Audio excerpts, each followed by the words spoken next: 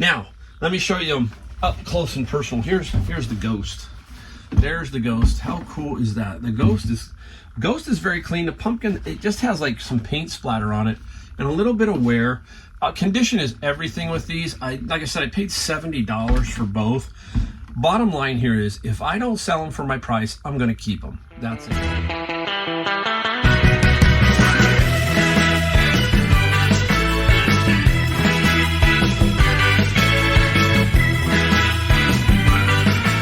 Hey everybody, Mike again, Golden State Picker, back in the garage with another video of just stuff. Today is Sunday Fun Day, so I haven't done one of these in a while. We're going to give you an article, really cool. It pertains to eBay. It's a very, very cool article, so stay tuned for that. I have a song of the day and a little story about that. We're going to show you some things I found and some things that I sold. That's how we do it on what we call Sunday Fun Day, okay? So anyhow, right off the bat, let's get right into it. And I was sitting around and I got a text message from a friend who shot me an article. And this article's title, the title always catches you, right, guys? It's no different than a YouTube video where you got to have a thumbnail and a title to kind of get everybody to watch. You try your best. But the article is talking about a gentleman. Okay, I'll read this basically to you. Basically, here's the headline. A France-based collector has listed nearly every console that has been manufactured in the last 50 years on eBay for a grand total of 984,000 euros, or approximately $978,000. So about $1 million bucks. Every console that has been manufactured. That's wild, right? Isn't that? We're eBay, so that's a pretty cool article, right? Pertains to us. Here is what it says. Let's go right down the listing. The listing uploaded to French eBay, okay, so it's on French eBay, states that the collector is selling over 2,200 consoles from the first to the very last, along with numerous video games, statues, and video game collectibles. All these consoles are accompanied by PVL, signs, statues, terminals, accessories, and a few hundred games for all consoles combined. Wow, that's nuts, right? The collector, whose name is Carioe30, I'll put it up there for you so you can kind of look for it if you want to, on maybe you get access to French eBay, explains that their collection went through several ups and downs as they began collecting in the early 90s and sold the entire collection in 2000. So he sold it all in 2000. That's like 22 years ago, right? Carioe30 then continued to collect consoles until they stopped in 2011 due to lack of time and the difficulty of finding rare items. Some of the consoles were sold at auction in Paris during 2015 and 2016. While visiting Tokyo in 2018, the collector fell back into the trap. Wow, he just couldn't get rid of it, right? He's addicted to it, right? He's just, that was his genre, that was his bag, and he got right back into it. And he repurchased nearly all the consoles that they had sold previously. Oh my goodness, right? The collector adds that the goal is to bring together all the models, all the colors, the versions, the commercially limited edition, the limited editions under reservation, the editions that can only be won in the form of a contest, the advertisers, the packs, the bundles, and the European, Japan, USA editions. Wow. He estimates that approximately 200 to 300 of the consoles can no longer be found and suggests the collection could be sold to a museum. Wow. What about those fees, huh? How much are the fees on that, I wonder? There's going to be fees even if he sold it. I would think that might be something that would go on a Sotheby's auction or something like that, and maybe that would get even more money. I don't know. We'll have to keep an eye on it and see what happens here, and if we get notice of it, and I'll put a little note and we'll talk about it if it sells. Really kind of wild, right? Kind of wild. All right, now I'm just going to show you a little video clip here, just a video clip of me finding this next item, because we're going to get into some things that we found, and I want to show you these two items. I'm going to try and drop these in if I have them, and here comes a quick video. All right. How about 70? can do that. You can do 70? I'll do 70 for you. That's cool. That's Frankenstein. I'm buying it mostly for Frankenstein, but he's kind of cool. All right, 70 bucks. I think I have 250. Is that good? Can you break it? What do you think? I think they're cool. Are you going to put them in there? Yeah, we'll put them in there. Unless they can hold them for me. Can you hold them in the back for me? Yeah. All right, here, I'll give you 70, and then you just put them back there, and don't let anybody steal them. They go along with you for Halloween. Oh, yeah, that's nice. They're cool. Frankenstein's way cool. No, Frankenstein. Look at him. Wow. 1, 2, 3, 4, 5. All right, hey, there you go. How cool is that? I love blow molds. Last year, I sold a nativity set blow mold for about, I believe, $1,200 to where? Ireland, of all places. Yeah, when I saw that it sold, I didn't hit, don't ship overseas or no global shipping, and they bought it. They bought it. It was a 3-box shipment of that blow mold stuff to Ireland, and it sold for like $1,200 bucks. And I don't know what they paid on shipping, but it was astronomical, and I got a good review. So, hey, it worked out on that one. Now, let me show you up close and personal. Here's the ghost. There's the ghost. How cool is that? The ghost is very clean. The pumpkin, it just has like some paint splatter on it and a little bit of wear. Condition is everything with these. Like I said, I paid $70 for both. Bottom line here is, if I don't sell them for my price, I'm going to keep them. That's it. These are just really, really nice blow molds. I'll show you Frankenstein here now. All right, let me put him back here. Here comes Frankenstein. There's Frankenstein. Wow, look at that. He is awesome. He's awesome. He has one little area right here, a little pushed in on his finger. But generally speaking, he's pretty bright and vibrant. He's really colorful. They sell for about $150. I might push a little bit more and hold on until closer to October. And like I said, if I don't sell it, I think I'm gonna I might keep it, for my Halloween collection. Hey, I was surprised that they were still there, and my friend told me that he thought they were there the month prior at this particular flea market. So maybe the price just scared people away, but I'm not afraid, right, of selling big items and making money if you have to spend a little bit. So $35 each, and then some shipping. They're not as bad to ship as long as you can find the box, because they're pretty resilient. They're not that bad. All right, cool.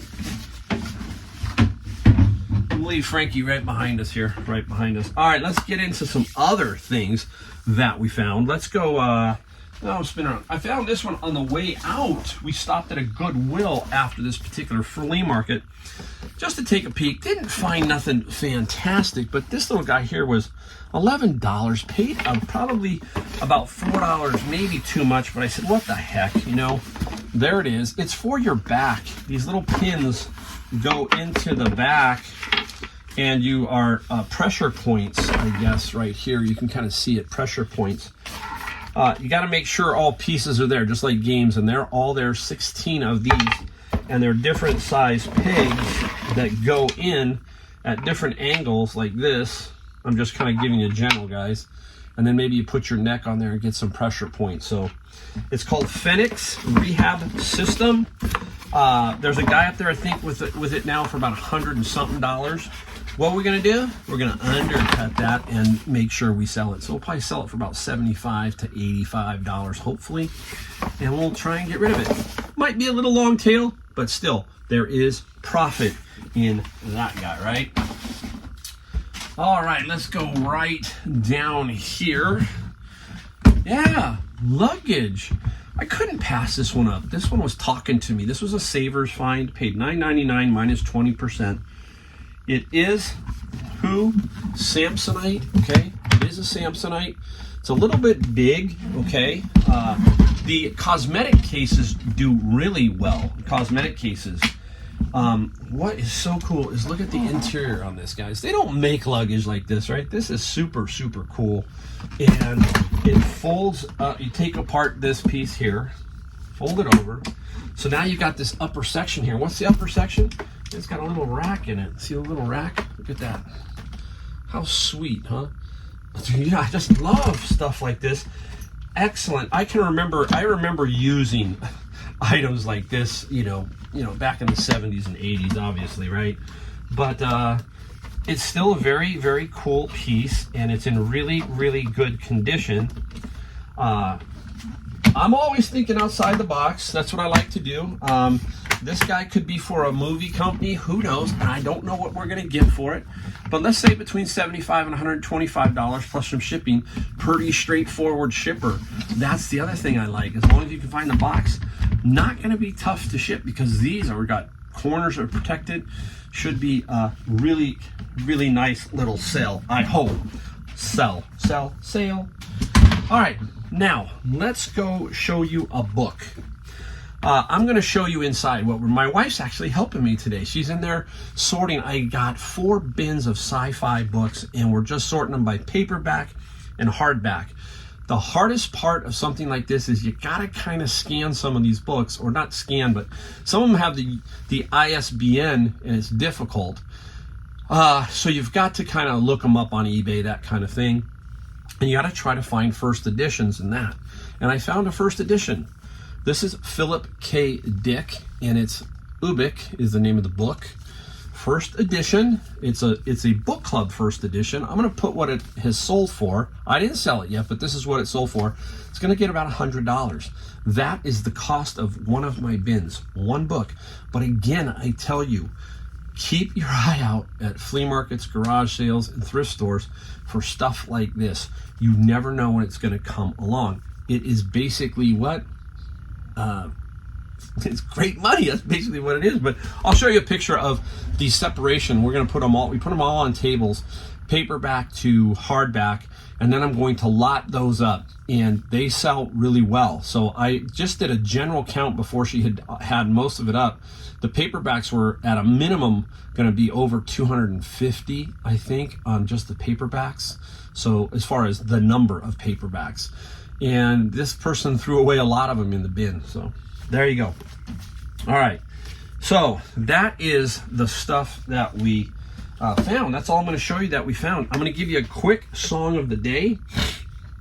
And the song of the day goes back to yesterday. Me and my son says, hey, Daddy, you've been telling me about the Taylor Hawkins tribute concert. If you don't know who Taylor Hawkins is, he died in June, I believe, 50 years old, tragic, really incredible drummer for the band, the Foo Fighters. Taylor struggled with addiction and all of that, and he passed away in Colombia, of all places, at a hotel.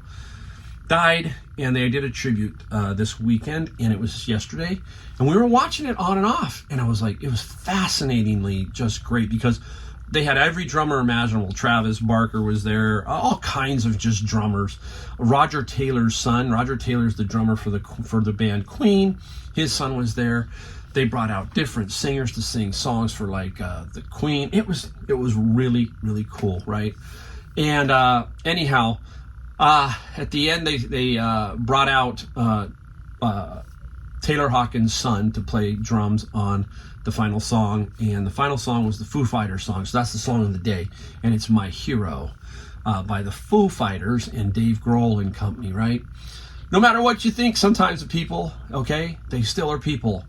And I really liked Taylor Hawkins. I watched his YouTube videos. Man, he seemed like just such a happy person. I mean, California kid out of, I think, the San Diego area, something like that, or the Newport area, all that area down there. And he was just an amazing, amazing drummer. Dave Grohl. Man, Dave Grohl, Foo Fighters, right? Oh my gosh, goes back to Nirvana. What an amazing talent. God gave that man every ounce of talent, all right? He can play the guitar, the bass, the drums, sing, absolutely amazing, write songs. Anyhow, tribute to Taylor Hawkins. Check it out on YouTube. You would be amazed at what you're going to see there. And the song is My Hero. All right, let's get right into what we sold real quick. All right, starting right off the bat, we're going to show you a lot of books today too. Bible. This one was a little rough. Has some reference tabs. Somebody has put those in. It's completely worn on the side. This Bible got a sticker in it. Happy birthday. It's got writing in it. It's got writing in it. And this is the New Chain Reference Bible. And it sold for $22 plus $6 shipping. I don't like to throw these away, guys. This is the type of Bible we're talking about when people say, well, how do you sell Bibles? Well, what am I going to do? I'd put these in a pile. I know I'm going to sell them just like a bookstore. This you can't find anymore. Okay, I think this is 1964 as I remember. So that's why you sell them. If it was in better condition, probably $60, but it wasn't. So still, sold for good money. All right. Up next, Les Golf Clubs. I love the golf clubs, and I love the brand I play and the specific club I play. This is the brand and the model. This is the AP2 by Titleist. It's a pitching wedge, and we got this one, I think it's Savers, but long story short, these are one of the most lost clubs. The pitching wedge and the sand wedge in general are the two clubs that people lose the most. The next might be a 7-iron. So they got to get it back, and these are not cheap. I put this up for top dollar and just held my ground. I got several offers, but I held my ground, and it sold for full price. $100 plus $14 shipping. Sweet, sweet little deal. I thought originally when I first looked it up I was going to get about 50 or 60, but then I decided, you know what, let's hold out. Let's see if we can get more, and I did. I got more. All right, speaking of books, this book here, I find this book a lot. I do. And you're going to see there's two, okay? Now, this is called Cracking the Code Interview by McDowell. Now, it doesn't go for a lot of money on Amazon or eBay. What's weird is this is blocked or gated on Amazon for me. I can't sell it on Amazon. It's just, she does not want this book sold. That's the bottom line on Amazon or anything, unless you are given permission. They sell for $15 is about max you're going to get out of them, plus $6 shipping. But I put them, I guess my price was off. I was at $15.95. I changed them to $14.95. I just dropped $1, and bam, overnight, both of them sold. So price is everything. You know, you just got to kind of fiddle with it here and there, and you'll definitely find that. All right. Let's go out. Okay, let's keep going. Bin of books here. Chew. Manga. Look at that. Hardbacks. And it's a 4-volume set. 1, 2, 3, 4. So there is a 4-volume set. And Chew. Out of the bin of books, $145 plus $11 shipping. We talk about manga, anime. Grab them. Boy, just build lots. Do whatever, because they sell all the time. All the time. All right, I'm going to give you, before I forget, I'm going to give you 2 here that sold.